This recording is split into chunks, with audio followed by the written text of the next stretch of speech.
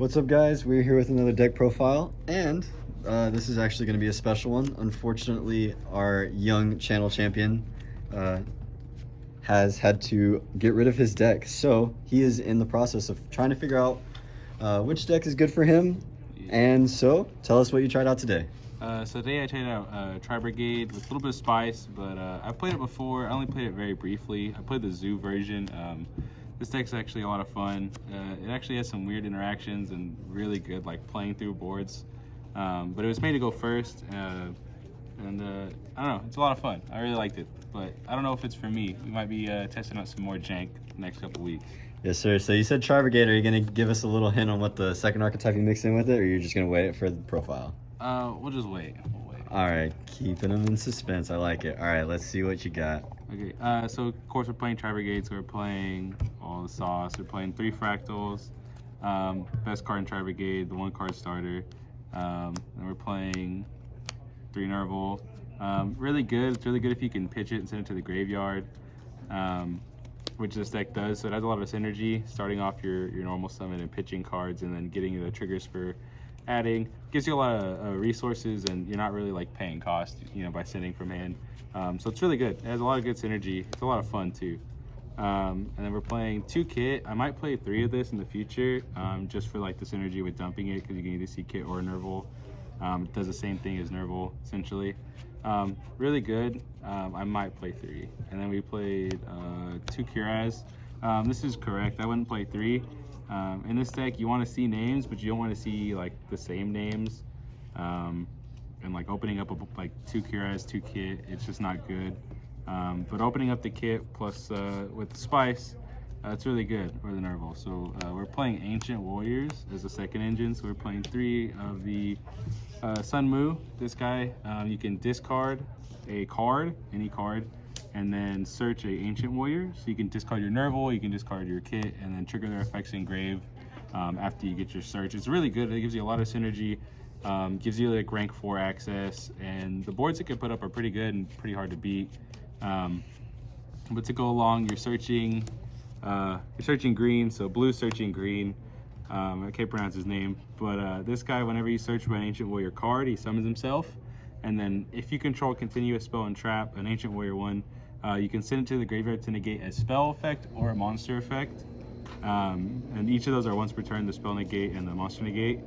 Also, whenever you use his effect to summon himself from hand after being added, blue gets to bounce something. So when you're going second, you know, you normal summon, pitch a Nerval, search him, chainlink 1, chainlink 2 Nerval, and then chainlink 3 to bounce. So you have to chain block your search and your second summon, which is really, really good. And it allows you just to remove a monster off their board, just for starting your combo. So this deck was built to go first, but it still has some at least decent going second place. Yeah, the Ancient Warriors is a deck that's all based around like battle phase and like your opponent's having more monsters. So whenever you're playing it going first to combo into 2 monsters, if you're going second, you know, you get a little extra added, you know, bonus just for trying to combo off. You get to bounce a card. It's really good for like resource management and like playing around what your opponent has. So this deck can go first or second. I really enjoyed it. And then we played 1 Lu Feng. This guy, he's a wall of text. You can special summon him as long as you control the highest attack Ancient Warrior monster. So you're the only one playing Ancient Warriors probably, so you get to summon him for free. And then if you use his effect to pop the highest attack monster your opponent controls, you can't activate effects other than Ancient Warriors that turn. So it's for the whole turn. So if you were to revolt into Shurag, then you can't activate his effect at all. But it's really good because you don't really need revolt in this deck. You're just pretty much setting up an unbreakable board. And he's a free summon, so even sometimes you can use him as an extender. If your Sun Mu gets Ash, you can just summon him. Some people play 2, but I think 1's correct. He's kind of a brick. You don't want to see him by himself because you can't really get to him. But yeah, he's really good. He's really strong.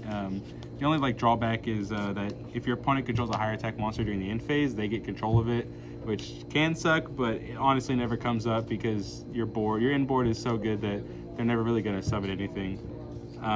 You're playing 2 Alpha. This card's just really good going second, and in certain situations you can summon this off Airborne Assault, which is kind of insane because you can summon off Airborne Assault, bounce a card, summon it back, and then you know you get to go to battle phase, attack over something. really good at breaking boards. This is like just a going second option for airborne assault. And then the reason why you don't need to use revolt is you're playing the wind statue. So spoiler, we're playing this on Morglink.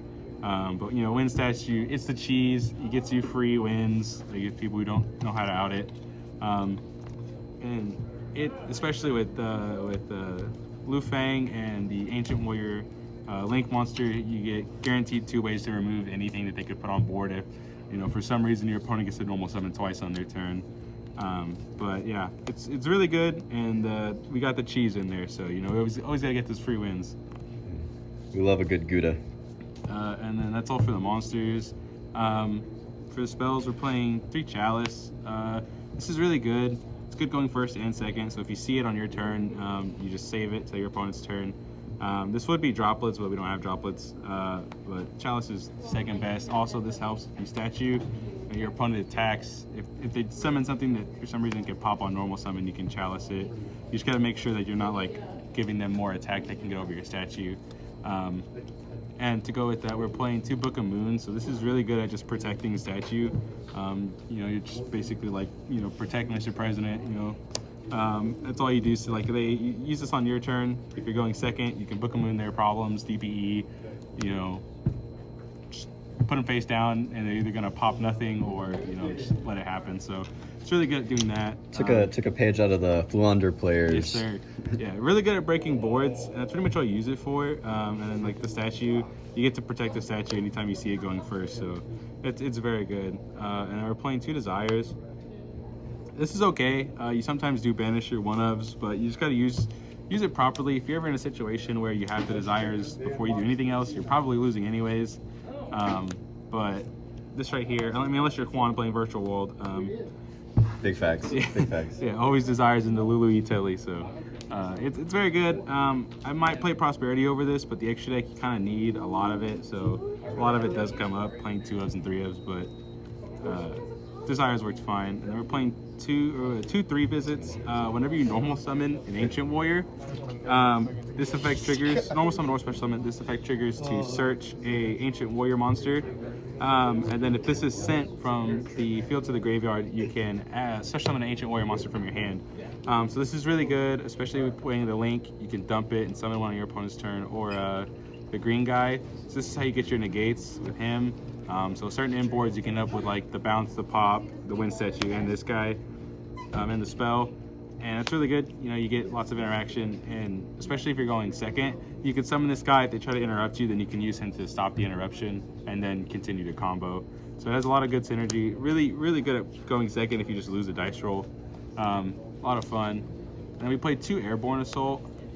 This comes up a lot. I was playing a PK player today, and I had Ancient Warrior combo plus this, and I saw no Tri-Brigade monsters, so I did my Ancient Warrior combo, set up the Link and Lu Fang, and then during end phase, because I summoned 4 times, he was playing Nib, I Airborne Assault during end phase, got rid of the Lu Fang, and summoned the Wind Statue, and essentially I had enough resources to stun him for that turn. Even though he impermed the Wind Statue on my turn, it came back, and I was able to play just summon some more Glink, get in damage, and then stun him again on his turn, because I really didn't need to try to kill him, because he wasted so many resources trying to have it the first time. But yeah, this card's really good. You know, you can summon Statue, or you can summon like Alpha, something just crazy, you know, in the right conditions. And we played a bunch of 1-ofs. We got Foolish Burial, Sin Kiss, and Nerval. Tenki, this also searches Fractal, and it searches any of the Ancient Warriors. They're all Beast Warriors.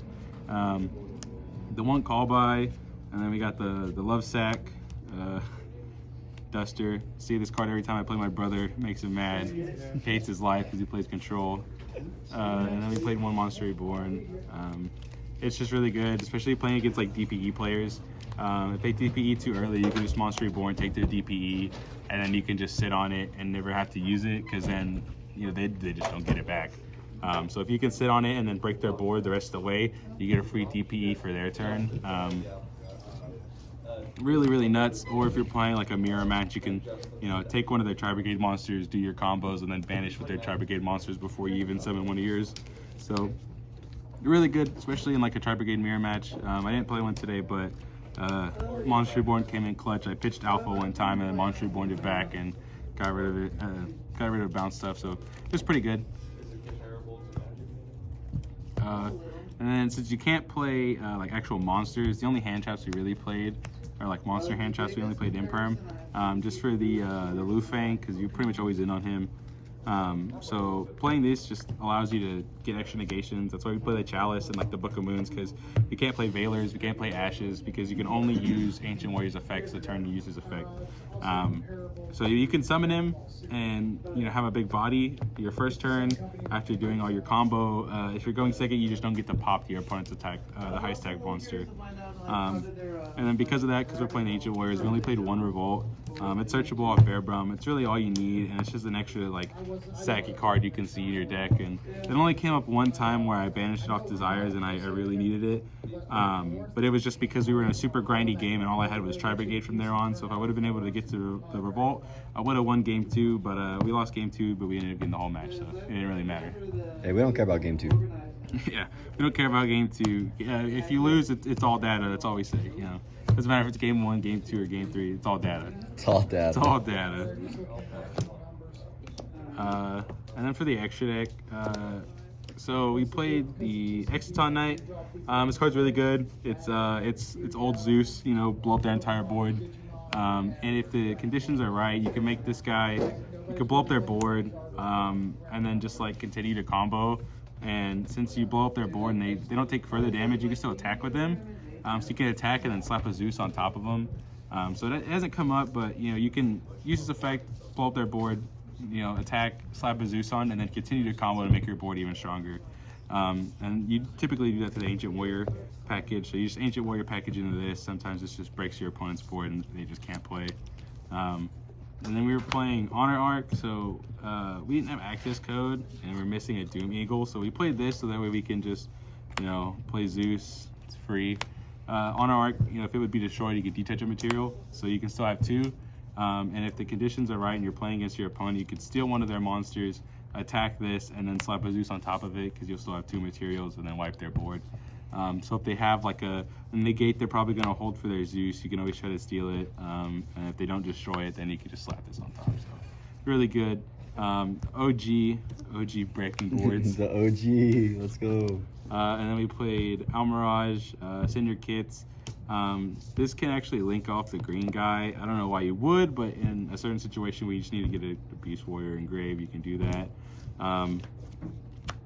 Link Karibo, get rid of the your kit, or get your Nerval. Really good to get your search, and it also helps protect Wind Statue.